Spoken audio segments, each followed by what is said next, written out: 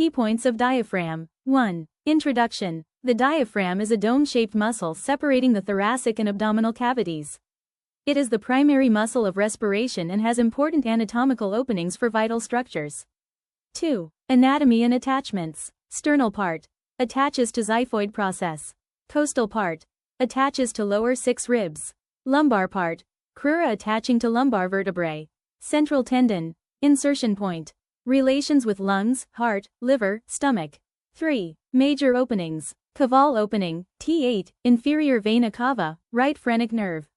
Esophageal hiatus, T10, esophagus, vagus nerves, esophageal vessels. Aortic hiatus, T12, aorta, thoracic duct, azygous vein. Mnemonic. I ate 10 eggs at 12.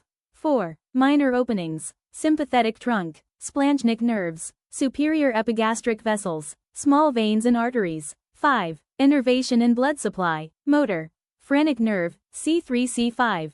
Sensory. Phrenic plus intercostal nerves. Blood supply. Pericardiophrenic, musculophrenic, inferior phrenic arteries. 6. Function in respiration. Inspiration. Contraction right pointing arrow dome flattens right pointing arrow thoracic volume increases. Expiration. Relaxation right pointing arrow dome rises right pointing arrow thoracic volume decreases. Role in coughing, sneezing, vomiting. 7. Clinical relevance. Hiatal hernia, diaphragmatic paralysis, congenital diaphragmatic hernia, imaging importance in X-ray and court. 8. Conclusion. Recap. 3 major openings, mnemonic, clinical importance.